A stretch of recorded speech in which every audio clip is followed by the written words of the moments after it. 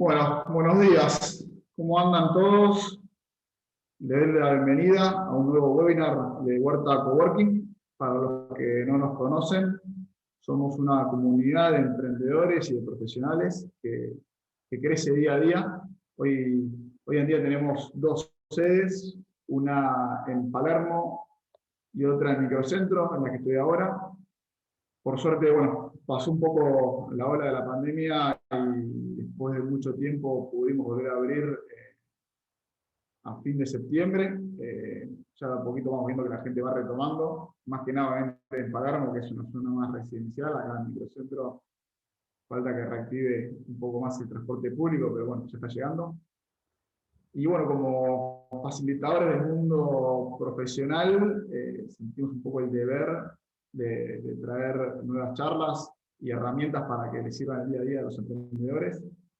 Hoy en día vamos a contar con la suerte de tener a Fernando Paredes y a Javier Cardona, que nos van a contar sobre la ley del conocimiento. Nos van a contar un poco de cuál es el objetivo de la ley, cuáles son las actividades que afectan y bueno, qué criterios se van a tomar en cuenta y qué beneficios se van a dar.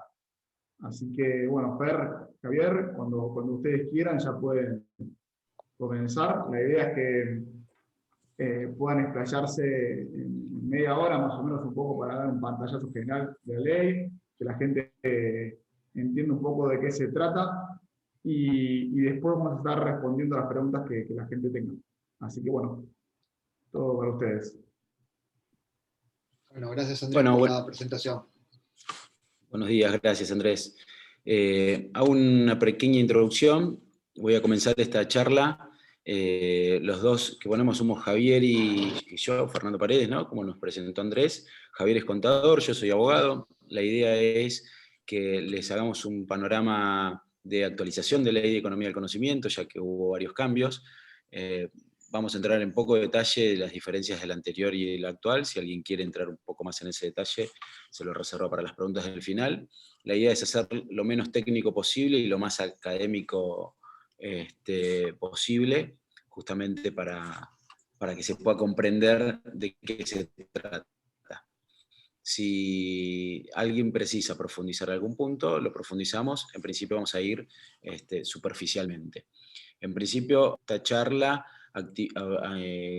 hablando de 3 puntos principales. Uno, que trata de ser una actividad promovida o una actividad promocionada por la ley. En segundo lugar, cuáles van a ser los criterios de elegibilidad por la norma para que estas empresas que cumplieron con la actividad promovida puedan ingresar al régimen. Y en tercer lugar, los beneficios que se van a obtener gracias a la posible inscripción en esta ley.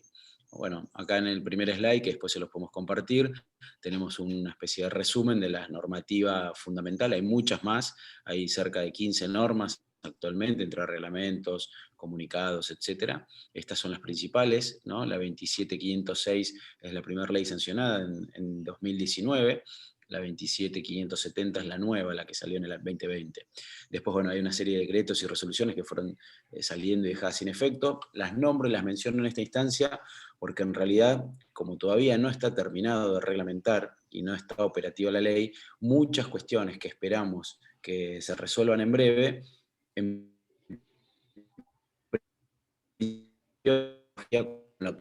dejó de estar vigente, pero que ya lo tuvimos en 2019 y esperamos que sea de la misma manera, o mejor, ¿no? Vamos a pasar al siguiente slide. No sé, ¿quién lo está manejando? Lo estoy manejando yo, perdón, ¿eh? Yo, Fer. Ah, bueno. Ah, perfecto. Bueno, actividades promocionadas son prácticamente las mismas que de 2019, las repasamos rápido, ¿no? Software y servicios informáticos es una actividad que ya venía y que da origen a esta ley, que es la que venía de la ley de promoción de software anterior, que estuvo más de 10 años en vigencia. Lo que se hizo con las empresas que estaban en esa normativa aplicada es reinsertarlas en esta con efecto de retroactividad a enero del 2020. Después, si quieren, profundizamos un poquito para las empresas de software. La novedad en materia de ley de economía del conocimiento es traer todos estos nuevos servicios, ¿no? Producción y postproducción audiovisual, biotecnología, bioeconomía, neurotecnología, servicios de geología, retrospección, bueno, servicios profesionales, después vamos a hablar particularmente de los servicios profesionales, nanotecnología, industria aeroespacial, ingeniería, bueno, hay una serie, acá no están todos, ¿no? Inteligencia artificial, Internet de las cosas, realidad virtual, realidad aumentada. Vamos a ir viendo que en realidad lo que busca la ley es a que todas aquellas empresas, y digo empresas es un punto importante, no pueden ser personas físicas, solo compañías, solo personas jurídicas, que realicen una actividad que tenga una relación concretamente con el conocimiento, las va a promover. Y taxativamente explica cuáles, o transmite cuáles son las que trabajan o desarrollan el conocimiento. Pasamos al siguiente.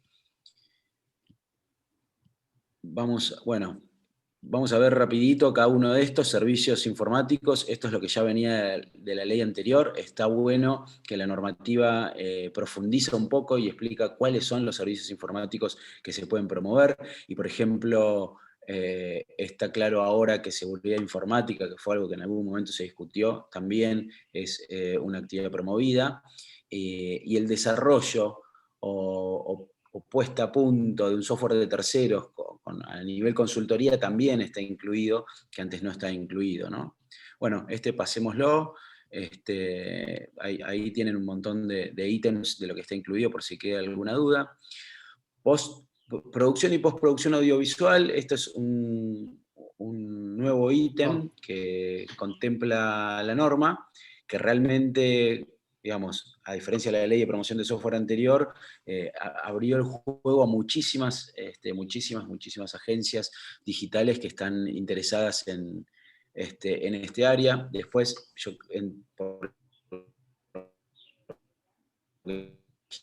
las empresas que están en ese sector, probablemente en las preguntas, pero hablando concretamente de eso, detectamos en el público en general que hay una problemática de freelance, ¿no? Y esta ley prevé en realidad que los empleados estén registrados, así que después lo veremos. Bueno, biotecnología, bioquímica, microbiología, todo lo que hoy tiene que ver con la biología en general relacionado con la tecnología, es algo que incluyó también en la ley. Pasamos al siguiente, servicios geológicos y de prospección, lo mismo. Siguiente.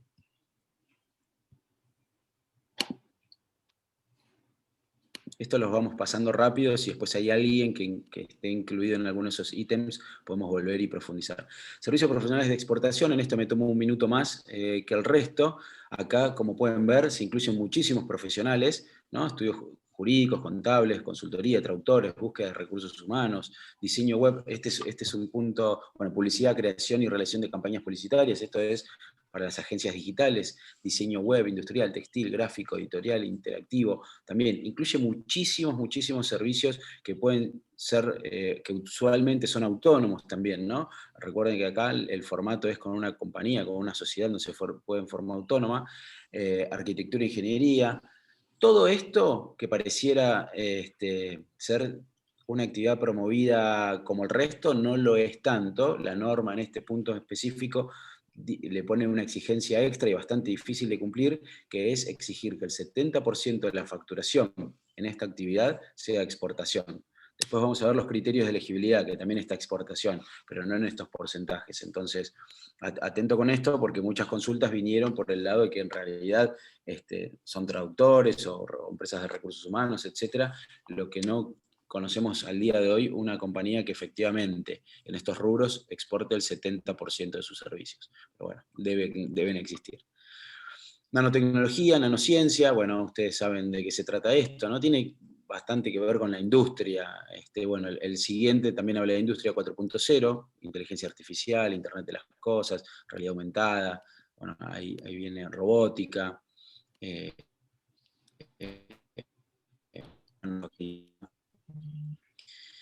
Bien, bueno, esto es más o menos una síntesis de cuáles son todas las actividades promovidas. Entonces, quiero hacer una pausa acá y explicar qué significa ser una actividad promovida. Ser una actividad promovida tiene que estar en el objeto social de la compañía, que es algo de todo esto que vimos. Además, en su facturación tiene que figurar, según lo que podemos ver más adelante en la reglamentación, en su CLAE de la facturación, el ítem que prevé esta norma, en realidad todavía no está, no sé, Javi, corregime si estoy tomando todavía información de la ley anterior, ¿no? O ya salió el CLAI actual. Salió el CLAI actual, está en Okay.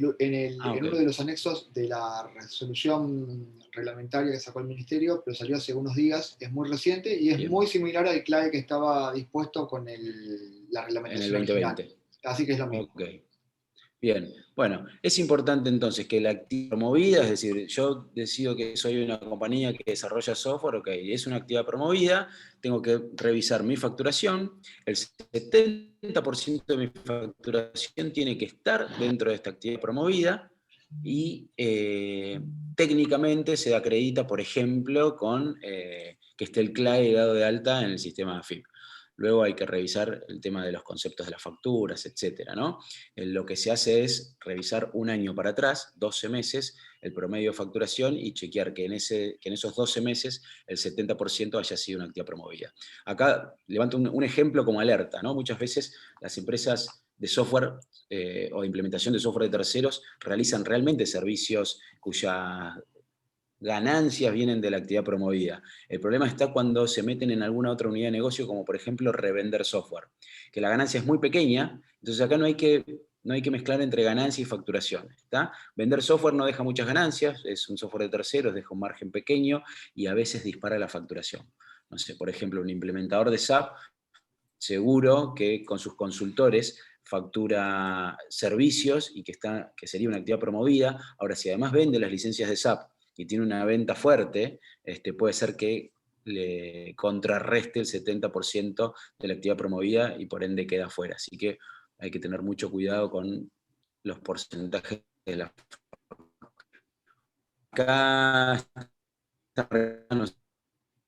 actividad de autodesarrollo. En principio, de un software interno para privado de la compañía no está promovido, es una de las preguntas que siempre nos hacen. La ley del conocimiento primera, digamos la del 2019, sí permitía que el autodesarrollo estuviera incluido. En la última, la que salió a fines del 2020, lo volvieron a rechazar como era en la antigua ley de promoción de software. Bueno, avanzamos. Fer, igual déjame sumarte un tema más con respecto al tema de criterios de elegibilidad, que acá suman como novedad que ahora a la hora de anotarse, esto es novedoso y no tal, porque en la ley de software también venía, pero no era muy utilizado, pero se deberá contar ahora con un famoso certificado de cumplimiento de obligación, fiscal, previsional, laboral y gremial. Entendemos que el fiscal lo va a emitir AFIP porque cuenta con la base de datos de todas las empresas del país y obviamente es quien comanda este punto. Y el previsional entendemos también que viene por el mismo lado porque viene relacionado con ANSES y es la misma base de datos que manejan los mismos organismos. Generan dudas cómo se va a emitir el certificado de cumplimiento de obligación laboral y gremial, sobre todo en las empresas de la industria del software, que tanto lo que es, sobre todo gremiales, en la gran mayoría no están bajo ningún convenio establecido porque de por sí no tienen un convenio con personalidad gremial aplicable, pero algunas están bajo algún régimen, no sé, del sindicato de comercio, que se han anotado en su momento por alguna cuestión o por alguna presión que han recibido. Entonces ahí habrá que ver cómo se va a operar para obtener ese certificado. Pero a priori, cuando el sistema esté operativo, todavía no tenemos muy claro cómo va a ser esta condición que seguramente va a estar dentro de la plataforma de inscripción. Esto es importante. Bien, gracias Javier. ¿Nada? Yo lo salteé porque era muy técnico. Bueno, requisitos. Sí, una vez que tenemos a la compañía promocionada, es decir, en el criterio de elegibilidad, que el 70% de nuestra facturación se trata de alguna de todas estas actividades que listamos al principio, hay que elegir 2 de 3 requisitos que elige la norma para cumplir. Digo, elegir porque pueden tranquilamente cumplir con 3, pero la norma exige que expongamos 2 de ellos y hay que entender en cuáles 2 estamos mejor posicionados. Hay unos que son más objetivos que otros en cuanto a la forma de alcanzarlo. Voy a ir del más difícil al más sencillo. En principio, la exportación es uno de los requisitos de elegibilidad, ¿no? O criterio para poder aplicar el régimen. Entonces ahí vamos a tener que distinguir de qué tipo de empresa estamos hablando, ¿no? Si nuestra empresa es una micro, es una pequeña o mediana o es una grande. De acuerdo a la calificación del certificado de mi pyme que tenga la compañía, ahí a la derecha los distintos porcentajes que van a pedir en las diferentes cuestiones. En el caso de la exportación, que es el que estamos hablando, es un 4%, un 10% o un 13%. Es decir, si yo soy, por ejemplo, una pequeña y mediana compañía, de acuerdo a mi certificado, uno de los requisitos para entrar en este régimen es exportar el 10% de mis servicios. ¿Ah? Es un porcentaje que luego vamos a ver se tiene que ir incrementando a lo largo de los años para poder seguir en el régimen. El otro punto que es bastante sencillo de, digamos, de cumplir es la norma de calidad, ¿no? O un proceso de calidad. Después vamos a ver que ahí está listado una serie de normas con las cuales se puede entrar al régimen. Si su compañía está dentro de una de estas normas de calidad, podemos poner como segundo requisito cumplido, si tenemos el de exportación MANSESE, para entrar al régimen. ¿Qué pasa? A la pregunta que nos hacen siempre, ¿qué pasa si no tengo el proceso de calidad y quiero encarar este tema con el proceso de calidad? ¿Es posible o tengo que esperar 12 meses o tengo que esperar a tener el certificado de calidad? Bueno, en principio pareciera que con iniciar el proceso, tener un turno para rendir el examen y poder acreditar con diferentes documentos que estamos en proceso debiéramos poder tenerlo como acreditado para el inicio de la registración.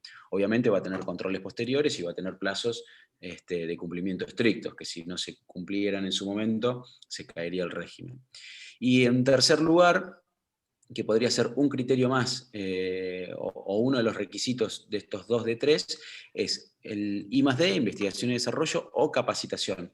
No permite que sea la suma de ambos, nos da a elegir que tomemos uno u otro. Lo mismo que hablaba al principio, dependiendo de si somos micro, pequeño o grande, vamos a tener distintos porcentajes.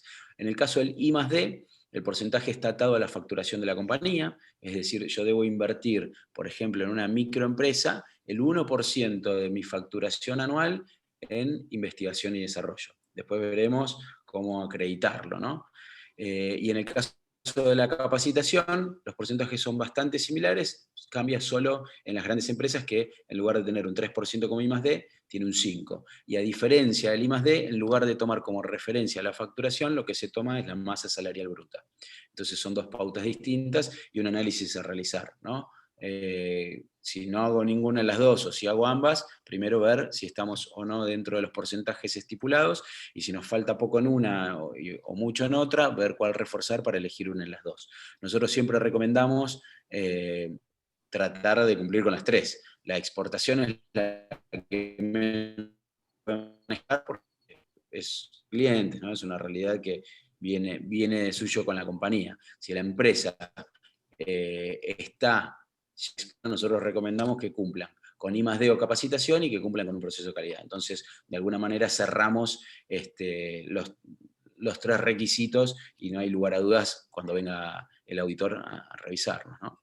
Javi, ¿querés agregar algo vos de esto? Sí, te agrego un punto ahí que la norma, parte de la reglamentación que ya se emitió con respecto a este tema, lo que dijo ahora es que al momento de inscribirse se va a tomar los últimos 12 meses, tanto digamos como para justificar los ingresos y el porcentaje de elegibilidad, como los requisitos de estos famosos 2 de 3. Entonces, ahí arriba hicimos una mención que se dice últimos 12 meses al momento de la inscripción o el promedio de los últimos 24 meses, si con esos 12 meses no se llegara a cumplir con ese 1, 2 o 3% si fuese I+D.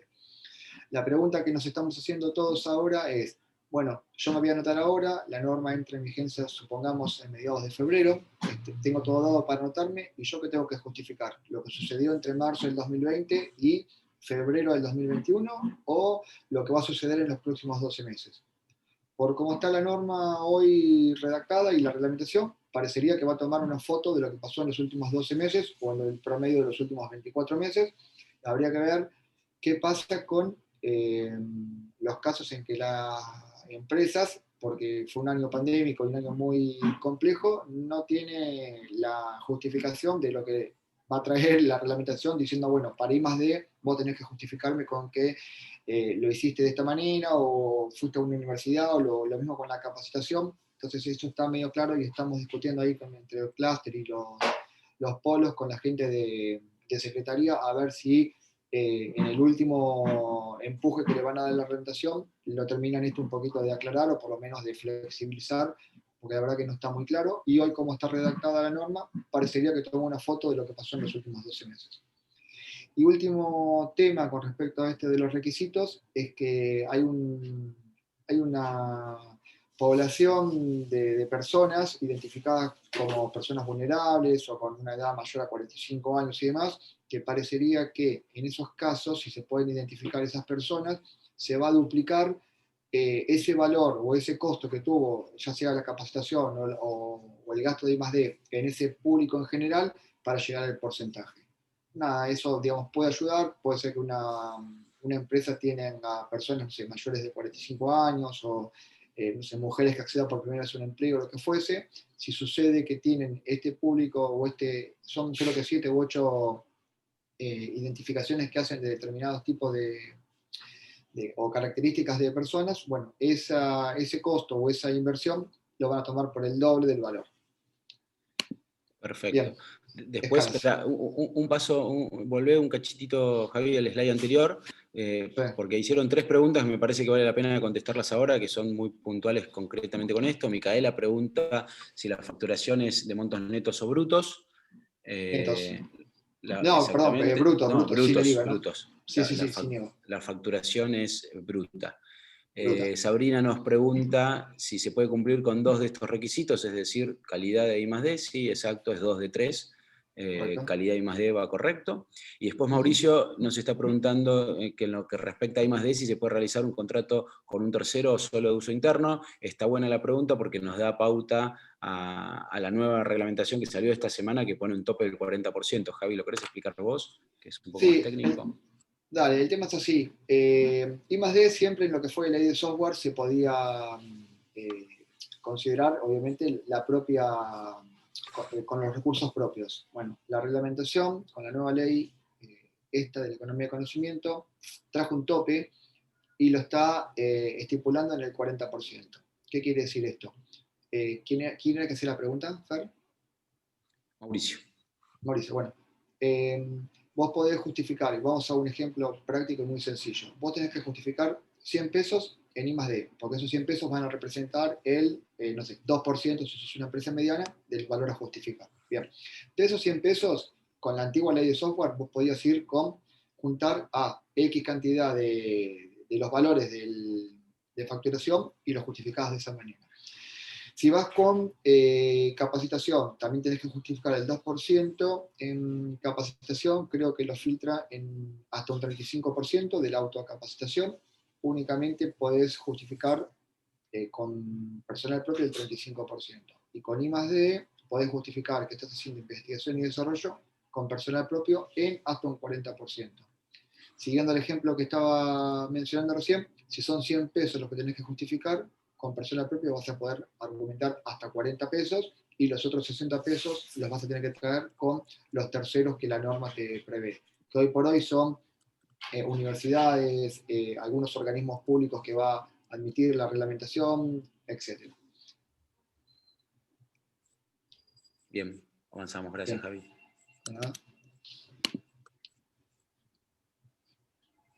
Tema de bueno, estos son los montos de las escalas, pasémoslo porque si no, no nos va a dar el tiempo para entender dónde estamos parados.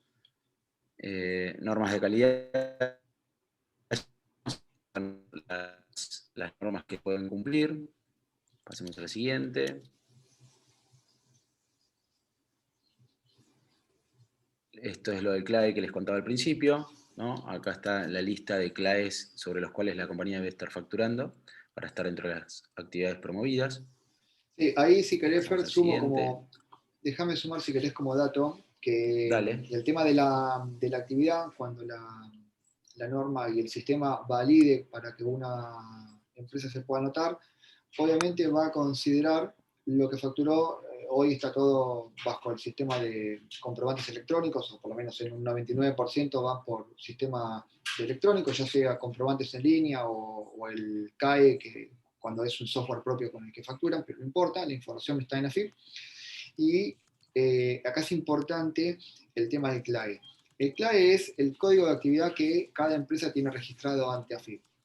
Lo que se tomaron el trabajo ahora en el Ministerio de hacer es identificar cada una de las actividades que están promocionadas en la norma y vincularlas con un código de actividad. Entonces, por ejemplo, es servicios de software, está el 622.000 o el 722.000, no recuerdo exactamente el CLAE que los nuclea, pero si una empresa que es de software tiene en su sistema de AFIP registrado que su actividad es el 622.000 y ese código de actividad es una de las que menciona la norma, no va a tener ningún inconveniente y por lo menos esa prueba la va a pasar sin problema. Si una empresa, por el motivo que fuese, el código de actividad no lo tiene bien identificado en su sistema de AFIP y viene facturando bajo ese entorno y declarando sus impuestos IVA bajo ese código de actividad, lo más probable es que en forma sistémica, como el CLAE no va a estar en forma vinculado directamente con las actividades que la norma contempla, probablemente ahí tenga un inconveniente y bueno, va a haber que solucionarlo de alguna manera.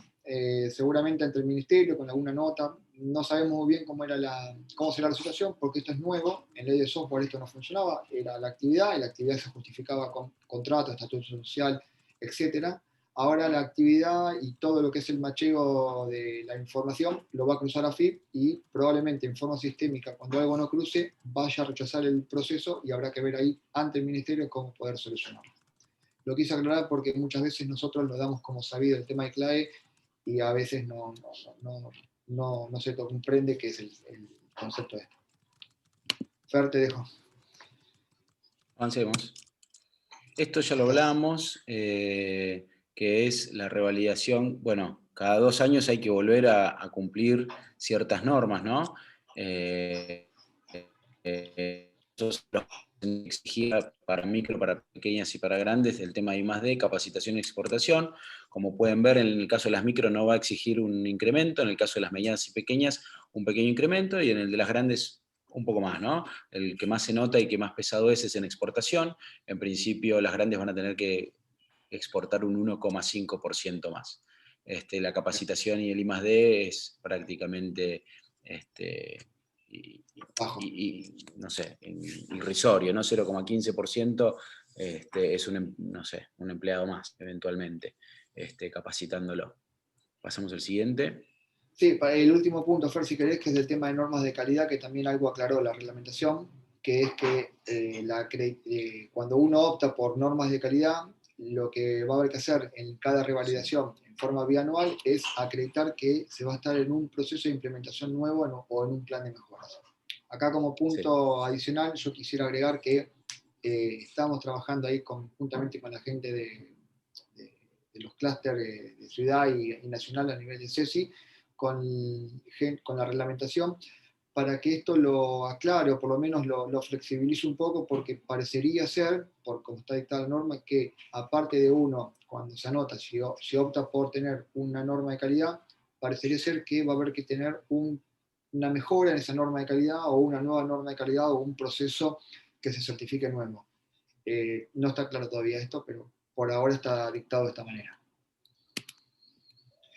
Bueno, el tema de beneficios impositivos, que es lo que voy a charlar un poquito ahora, básicamente son estos: el tema de lo que es estabilidad fiscal versus la estabilidad de los beneficios, el bono que se genera por contribuciones patronales, el tema de impuestos a las ganancias, sistema de retenciones y percepciones, y lo nuevo que trajo el decreto ahora a mediados de diciembre, que es la tasa del 0% sobre los derechos de exportación para los que están pagando hoy por hoy derechos de exportación. Acá hacemos una especie de muestra entre lo que decía la vieja ley y lo que dice la nueva ley de la economía y conocimiento con respecto a la estabilidad de los beneficios versus lo que era la estabilidad fiscal. La vieja ley decía que los beneficiarios no podían ver incrementada su carga tributaria total nacional una vez que estén inscritos en la ley. La nueva ley no habla más de estabilidad fiscal, sino que habla de estabilidad de los beneficios mientras dura el régimen. Básicamente, y en términos generales, este beneficio que daba la estabilidad fiscal se termina como extinguiendo. La estabilidad fiscal, ¿qué significa? Que no puede venir ninguna norma a posteriori de que uno esté inscrito en el registro de la ley a modificarte los derechos que vos adquiriste vía beneficios por estar establecido en la norma. Lo que pasó no hace mucho fue que grabaron con derechos de exportación y las empresas del software salieron a quejarse diciendo, che, yo tenía estabilidad fiscal, no me podés venir a incrementar mi carga tributaria y grabarme con derechos de exportación porque eso no estaba. Y la ley de software tenía hoy un parrafito suelto en uno de los artículos que hablaba del tema este, que decía que le daba estabilidad fiscal, excepto respecto a leyes aduaneras. Como el tema de derechos de exportación viene por el lado de derechos aduaneros, hubo que agachar la cabeza, asentir y empezar a pagar derechos de exportación. Bueno, esto quedó medio como ahora esfumado en lo que se llama estabilidad de los beneficios.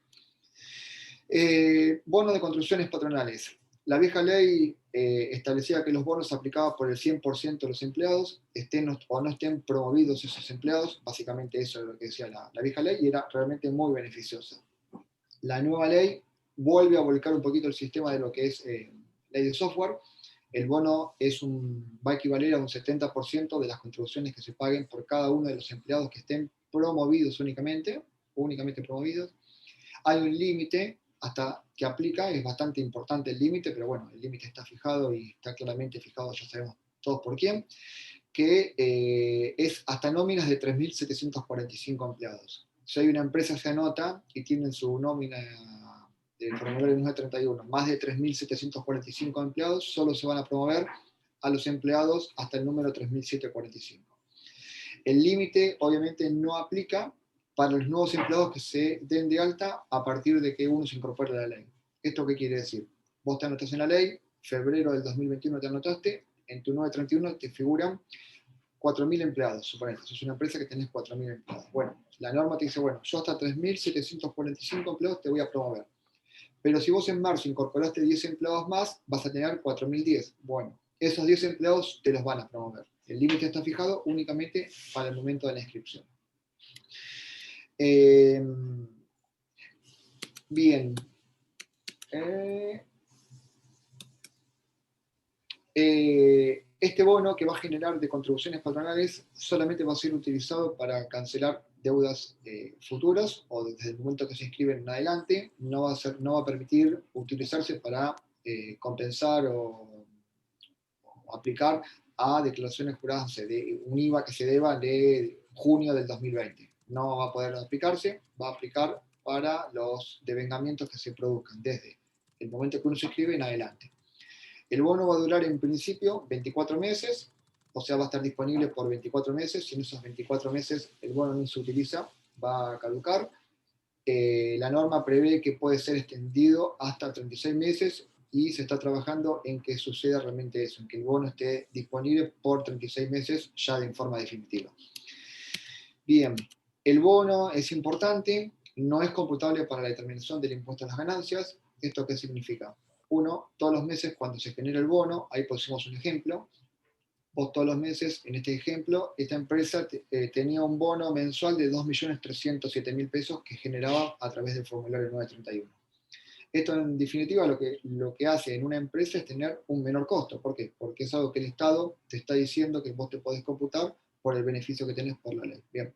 Al tener un menor costo, vas a tener una mayor utilidad y esa mayor utilidad va a repercutir en un mayor impuesto a las ganancias. Bueno, desde el punto de vista impositivo, los que entienden, son contadores y aplican estos conceptos, no es lo mismo el balance contable que el balance tributario. El balance tributario tiene ajustes y este es un ajuste que juega en positivo. ¿Qué significa? Que yo a mi utilidad impositiva le voy a tener que restar esta ganancia y no computarle para no pagar impuestos sobre ello.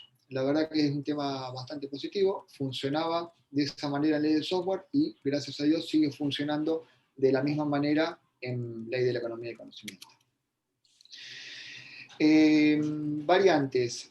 El bono va a tener un incentivo adicional que va a ser, en vez de un 70%, va a ser de un 80% para las nuevas incorporaciones, de acuerdo a la perspectiva de género, como lo llama la norma, de este grupo de personas, ya sean mujeres, personas travestis, transexuales, profesionales con estudios de posgrado, personas con alguna discapacidad, personas que residan en alguna zona desfavorable, aquellos que tengan primer empleo y aquellos que vengan de un sistema de planes sociales o cuestiones similares. A ese grupo de personas, en vez de el bono ser del 70%, va a ser del 80% y va a durar los primeros 2 años desde que la persona se incorpora. Con respecto al tema de impuestos a las ganancias, la vieja ley de la economía del conocimiento fijaba la tasa en un 15% por el 100% de la actividad, independientemente que una parte esté promovida y una parte no esté promovida. Si uno notaba la ley, era el 15% para todos por igual, y aplicaba para el 100% de la actividad de la compañía. La ley actual sigue con el sistema y esquema de ley de software y con un sistema de progresividad. ¿Esto qué significa? Primero, que va a desgravar únicamente la actividad promovida. Uno puede tener una compañía, Fer lo explicó hace un ratito, puede desarrollar software y aparte comercializar, vender software. Bueno, la venta del software no está promovido, el desarrollo del software sí. Puede aplicar el mismo concepto para el resto de alguna actividad que sea distinto del software, pero el concepto lo doy por ese lado. Entonces, se va a promover únicamente a la actividad que está promovida, en este caso es el desarrollo del software. Bueno, una vez que se establece la actividad promovida, la empresa va a gozar de un 60% de desgravación, si es una microempresa, de un 40% para es una pequeña y mediana, y un 20% cuando es una gran empresa. En criollo, hoy con la tasa del 30%, ¿esto qué significa? Que las microempresas van a pagar una tasa del 12% de impuesto en vez de un 30%, las pequeñas y medianas van a pagar una tasa del 18% en vez del 30%, y las grandes empresas la del 24% en vez del 30%. El beneficio, y esto es importante, el beneficio aplica a partir del año fiscal siguiente o del periodo fiscal siguiente al momento en el que uno se inscribe. Esto, ¿cómo aplicaría o por lo menos qué vendría a ser? Y es importante. Ahí abajo hicimos 3 ejemplos en el cual ponemos si la fecha de cierre es diciembre, marzo o junio. Obviamente, si la empresa cierra en diciembre del 2020, ya no hay forma de que aplique, si se inscriben por primera vez, a la ley de la economía y conocimiento, porque el primer ejercicio de aplicación sería para diciembre del 2021. No hay forma de que la empresa se inscriba porque ya pasó el periodo de diciembre del 2020, estamos en febrero del 2021 y todavía no hay chance de anotarse en la ley. Entonces, el primer dibujo lo voy a dejar de lado. Vamos al caso de una empresa que tenga fecha de cierre de marzo. Si la empresa cierra en marzo o mismo ahora en febrero del 2021, el primer ejercicio de aplicación va a ser marzo del 2022. Si la empresa se inscribe antes del 31 de marzo, porque están dadas las condiciones, y logra inscribirse, va a gozar del beneficio de la desgravación de la tasa en marzo del 2022. Si se anota entre abril en adelante, el beneficio recién lo va a gozar al año siguiente en que se inscribe. Si se anota en abril del 21, recién va a gozar del beneficio en el ejercicio que cierra en marzo del 23. Y el tercer ejemplo es similar, nada más que está con la fecha un poquito más corrida. Las que cierran en junio, las que cierran en agosto, tienen tiempo siempre de inscribirse para gozar del beneficio del año que viene, hasta el mismo día inmediato anterior al cierre. O sea, si cierra el 30 de junio, se tienen que anotar, no sé, el 29 de junio, y van a gozar del beneficio de la reducción de tasa a partir del año siguiente. Un punto importante para remarcar con respecto a esto, la norma va a contemplar que la fecha de inscripción al registro se va a dar desde el momento que uno se inscriba, independientemente que la aprobación se dé en los próximos 3-4 meses. ¿Esto qué significa? Y así venía funcionando por lo menos en la ley de software. Uno se anotaba, te anotabas ahora, por ejemplo, el 4 de febrero, hoy te anotabas en el registro. Y van a pasar 2, 3, 4 meses hasta que el ministerio se expida y te apruebe y publica en el boletín oficial con número de expediente la aprobación a que la empresa XX quede inscripta en el registro. Lo novedoso, por lo menos lo bueno que tiene la norma, es que la inscripción te la dan al momento que vos te inscribiste. Te la van a dar, en el ejemplo que estoy dando, fecha de inscripción 4 de febrero del 2021. Si esta empresa que se anotó hoy y la inscripción, la aprobación sale dentro de 4 meses, tiene fecha de cierre en marzo, va a gozar de la reducción de la tasa ya para el ejercicio que cierra en marzo del 22. No sé si fue muy técnico, si no dejo el canal abierto para las dudas a futuro. Bien. Sistema de retención y Lo veo muy percepciones. claro. Obviamente, antes de que sigan y después ir a las preguntas, también quiero aclarar a los asistentes que estamos grabando la charla y que mañana le vamos a enviar por mail la charla grabada con sus contactos para que la gente los pueda contactar. Perfecto, Andrés, impecable. Bien, bueno, sistema de retenciones y percepciones. Aquellas empresas que tengan operaciones de exportación no van a ser factibles de ser sujetos pasibles de retenciones y percepciones, y la FIP va a tener que otorgar el certificado de no retención y obviamente hacer la publicación respectiva en el sistema. Como tema novedoso que trajo la nueva ley, lamentablemente, y era un punto muy favorable que traía originalmente la ley de la economía de conocimiento, es que el impuesto análogo que a uno lo retenga en el exterior, cuando hay una operación de exportación y el país pagador del exterior le retenga, esa retención, salvo que exista algún convenio para evitar la doble imposición firmado con el país que se esté actuando, no va a poder computarse como tax credit o como un crédito pagado a cuenta del impuesto a las ganancias en Argentina. Esto es novedoso porque, novedoso para mal, es un punto en contra, porque la vieja ley o la ley original de la economía de conocimiento preveía que sí, que ese impuesto, si uno operaba, no sé, con Nicaragua, por ejemplo, que no hay convenios para evitar la doble imposición, y la empresa nicaragüense retenía, esa retención iba a poder ser computada por la empresa argentina a cuenta del impuesto a las ganancias local argentino. Ahora no va a ser así, va a formar parte del costo de la operación, solamente va a ser una operación legal, pero no va a poder tomarse como pago a cuenta del impuesto a las ganancias. Novedoso y realmente es muy importante para aquellos que estén pagando el tema de derechos de exportación. Se fijó la tasa del 0% para los derechos de exportación. Los beneficiarios de la ley y que van a tener que estar inscritos en la ley de economía y conocimiento para poder gozar de este beneficio ya no van a pagar más derechos de exportación.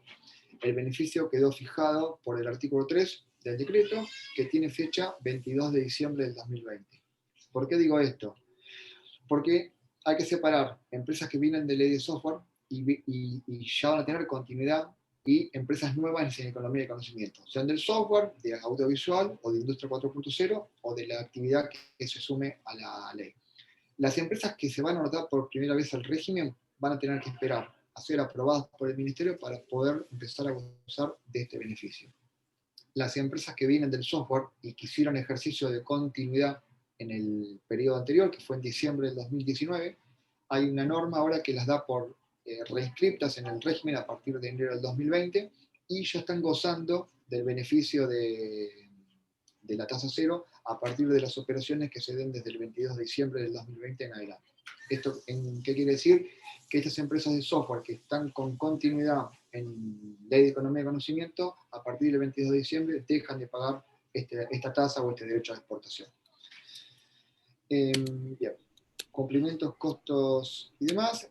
El régimen tiene un sistema de costos que hay que cumplir, que es del 2% de los montos percibidos. En ley de software era del 7%, no sé si recuerdan, aquellos que vienen del régimen anterior.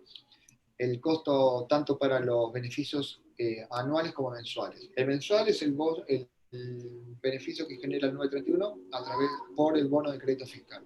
Y el anual es el beneficio que se genera por la desgravación del impuesto a las ganancias. Se me viene a la mente ahora que también hay que sumar acá como beneficio mensual seguramente el tema de el 2% sobre los derechos de exportación que se van a dejar de pagar también. Entonces habría que sumar ese 2% tanto por el bono de crédito fiscal como por los derechos de exportación que se dejan de pagar, y el 2% anual es cuando uno se ahorra el impuesto a las ganancias por aplicar una tasa reducida.